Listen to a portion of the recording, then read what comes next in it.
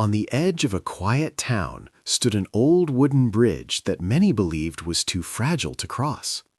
The river beneath it was not wild or roaring, but steady and persistent, carving its path through stone year after year. People preferred the longer road around, convinced that the bridge would not hold their weight. Elias passed that bridge every morning on his way to work. He carried more than a worn leather bag. He carried the quiet burden of doubt. He had always wanted to start his own workshop, to build furniture shaped by patience and care, but the idea felt as unstable as the wooden planks stretched over the river. One afternoon, as Elias paused near the bridge, he noticed an elderly woman named Mara standing at its entrance.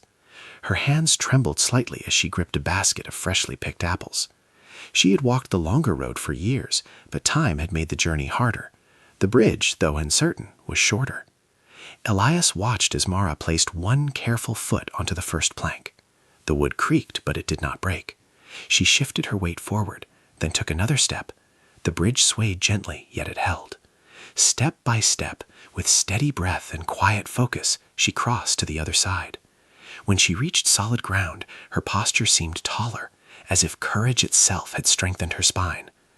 Something changed in Elias that day.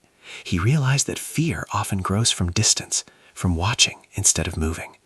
The bridge had not become stronger in a single afternoon. It had always been capable of holding those willing to trust it. The next morning, Elias carried a small toolbox instead of doubt. He rented a tiny space near his home and began shaping wood into chairs and tables. The first pieces were imperfect, but they stood. Orders came slowly, then steadily, like the river beneath the bridge. Years later, people would cross that same bridge without hesitation, unaware that it had once symbolized fear. They would sit at tables crafted by Elias, never knowing that each smooth surface began with a single uncertain step. Courage, Elias learned, is rarely a leap. It is a bridge crossed one careful step at a time.